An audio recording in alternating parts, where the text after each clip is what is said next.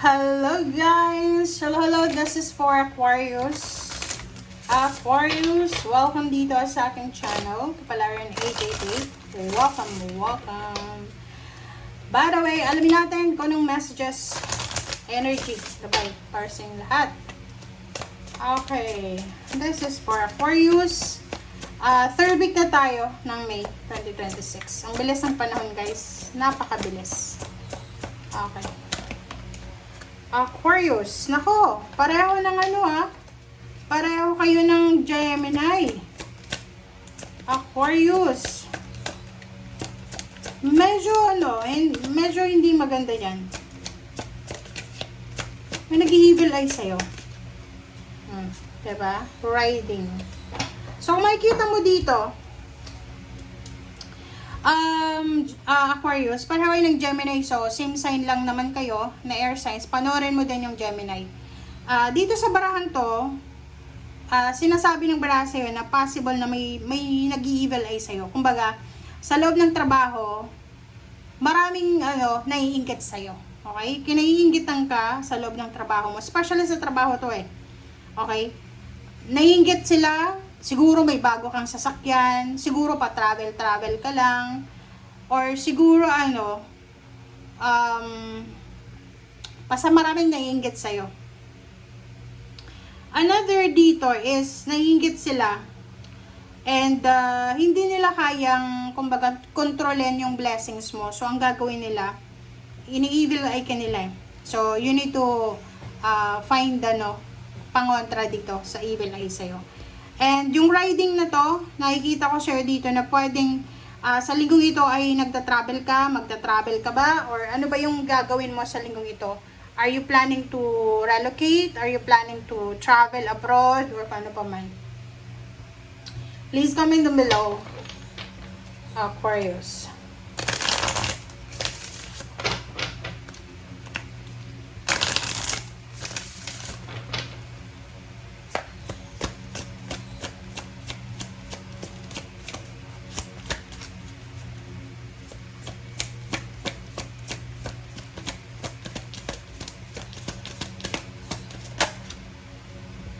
Okay, Isaiah. This is from Isaiah. So, sinasabi ng bara sa'yo dito, Aquarius, it's a good time to give birth to new ideas and situations in your life. So, I'm watching over you, guiding you, and protecting you during these changes. So, may magbabago guys sa buhay mo. Kung babae ka na Aquarius, possible na buntis ka. Possible na sa linggong ito, fertile ka. So, kailangan mo na. Okay? And, parang sinasabi ng baraha, literal na pagbubuntes to. Literal na pagbubuntes, pwede siyang impress card. So, literal na pagbubuntes, panganganak, bagong business idea, bagong idea para pagkakitaan.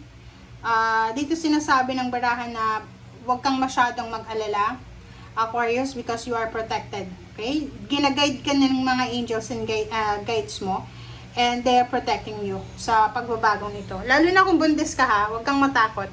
Okay? Just enjoy your pregnancy, guys.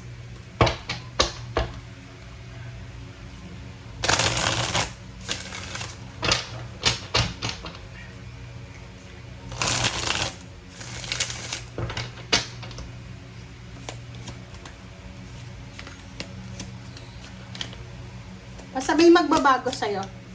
May pagbabago, pwedeng ikakasal ka or whatever man. Five of water. Nako.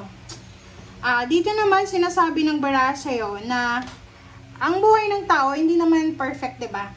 May everyday, 'di ba? Parang, halimbawa, maganda sa umaga, boring sa hapon, sa gabi naman masaya ka, parang ganun. Ganun talaga yung buhay.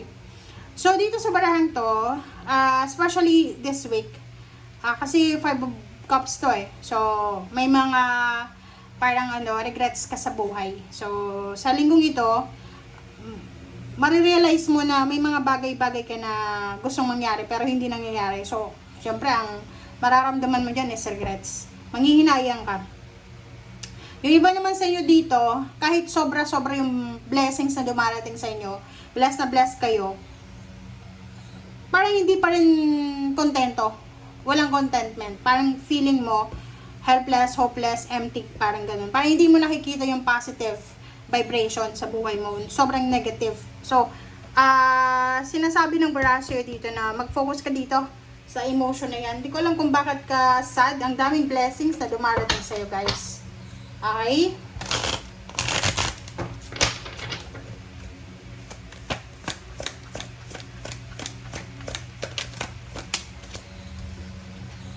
Alright, the Emperor, 'di ba?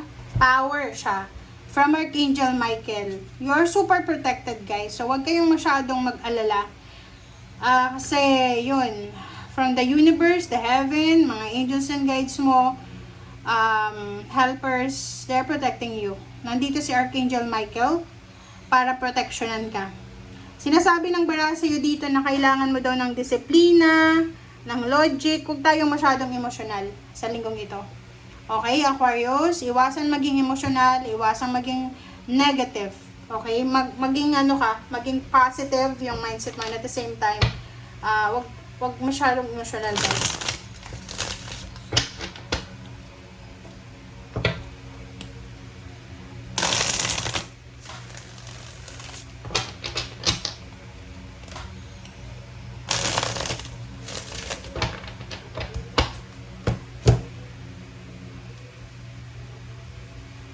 Alright. Okay, so first card natin is Ten of Wands. OMG. Ang nakikita ko sa'yo dito, heartbroken ka sa pera. Tingnan mo to. Kasi parang, yung ano mo naman, yung purpose mo, napaka-positive ng purpose mo eh. Like, ang nakikita ko sa'yo dito, you are disappointed na parang feeling mo kailangan mo ng hustisya, justice. It's because, like for example lang isa kang empleyado. Ang empleyadong ito ay sobrang napakasipag niya. Nagtatrabaho siya from morning until afternoon. Kung may overtime, mag-overtime. Or may weekend job, magtatrabaho pa rin sa weekend. So, sobrang napakasipag na ito. Consistent na masipag siya. Okay, kaso lang sa ngayon, sa linggong ito, you are seeking, naghahanap ka ng hustisya, ng balanse. Bakit? Kasi, yun, disappointed ka eh. Kasi parang pakiramdam mo, yung, like yung iba, hindi nababayaran sa mga overtime nila. Yung iba naman, masyadong negative yung mindset nyo. Okay? So, medyo ano kayo ngayon. Yun nga sabi ko sa'yo, marami kang blessings. Napakaraming blessings mo. Ang problema lang dito is, hindi ko alam kung bakit ka emotional. Parang, like may ganun, di ba? May mga mayayaman may mga milyonaryo na nga eh. Nasa kanila na lahat. Tapos may nakakaramdam pa rin sila ng depression or anxiety. So, parang, ganito yung nararamdaman mo. It's either may trabaho ka, may relationship ka, masaya yung pamilya mo, suportado ka, pero pakiramdam mo, kulang. Diba? So, ito, nasa 3 of Swords ka. King of Pentacles and 9 of Cups. Parang nakikita ko sa'yo dito na dalawa yung perfection, yung kumbaga hinahanap mo, Aquarius. Gusto mo na magkaroon ng maraming pera, maging successful, and tsaka ka lang magiging masaya. Parang ganito yung mindset mo siguro ngayong linggo, na parang sinasabi mo na, ay, kung magiging mayaman lang ako, ganito yung gagawin ko, magiging masaya ako. Bakit mo pa hihintayin na maging mayaman ka para maging masaya? Diba? Kasi itong King of Pentacles, minsan hindi pera, hindi King of Pentacles yung magpapasaya sa buhay ng tao. Okay? Sa 9 of Cups, sinasabi ng baraha sa'yo dito na kailangan mong maging logical talaga. Okay? Maging logical ka. I-organize mo yung sitwasyon mo or yung sarili mo. Okay, 8 of Pentacles. Oh, kita mo na. Doon naman sa mga Aquarius, if you are an Aquarius na naghahantay ka, you're waiting for, like for example, new job assignment, promotion, salary increase, travel, whatever man. Sinasabi ng barahan na to na parating na siya. Parating na kung ano man yung hinihintay mo. So, huwag kang ma-disappoint, okay? Isipin mo na darating at darating talaga. Okay? Yung para sa'yo. Okay? So, thank you guys for watching. Bye!